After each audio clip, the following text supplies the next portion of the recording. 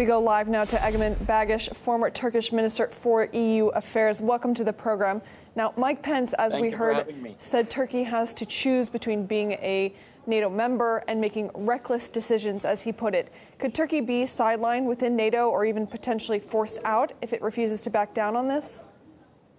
I don't believe so. Turkey has been a staunch member of the NATO alliance since the Korean War in the 50s. We have fought together with our partners, with our allies, in every international conflict since the Korean War, in Korea, in Bosnia, in Kosovo, in Somalia, in Iraq, in Syria, everywhere.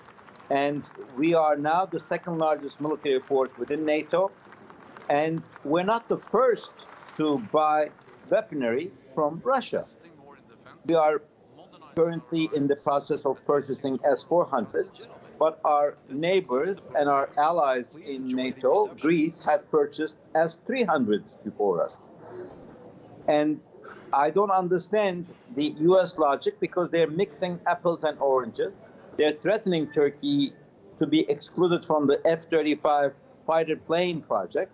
But we have been one of the founding fathers of this project. We have been contributing for the last 12 years as one of the 9 countries that have got together to build this warplane. And we are actually building some parts of the plane. And now they're threatening not to keep us in the program, despite the fact that we have spent more than $1 billion into this project. Now, as we also mentioned, Turkey has hit back, saying Washington had to choose between friendship with Ankara and continued support of the Kurds in northern Syria. Do you think that America will comply with those demands? Well, the United States has a lot of expectations from Turkey, but naturally, we also have a lot of expectations from them. They're still housing the leader of a terrorist organization who is responsible for the failed coup attempt in July of 2016.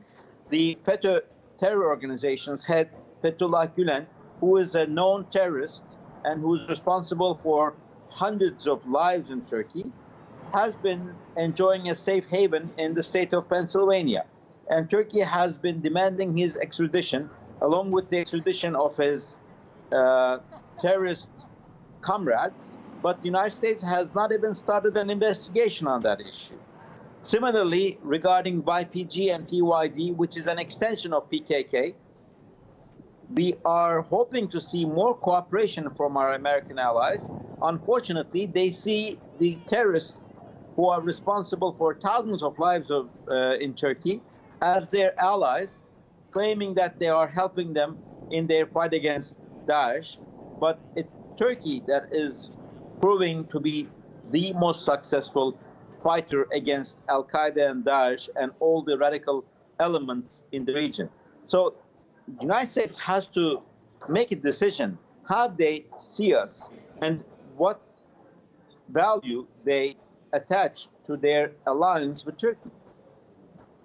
So if the U.S. is unlikely to change their policy when it comes to the Kurds, why do you think that they feel comfortable in demanding that Turkey change its policy and not buy these weapons from Russia? I guess it's just they want to do it their way, but Turkey is no longer a country that's going to bow in front of any other country. Turkey has to prioritize her national interests, the sensitivities of her citizens, and the sensitivities of the region that Turkey is located in. We have clear and present threats against our security. We need an air defense system to protect our citizens. We wanted to get that system from the United States. However, we could not. Some of the weapons that we wanted to purchase from the United States have been blocked by the Congress, despite the fact that we paid for them. Some of our European allies first hinted that they would help us with a missile defense system, but at the end they failed to do so. We started negotiations with our Chinese friends, but we couldn't really reach a conclusion. However, with Russia, we did start the negotiations. We did agree on the terms. We did agree on the financing, and we did sign it. So the S-400s has already been purchased, and we have started to pay for them already. So asking Turkey to cancel this decision is a day late and a dollar short. It's too late. Egemen Bağış, former Turkish Minister for EU Affairs, thank you so much for joining us on the program today. Thank you for having me.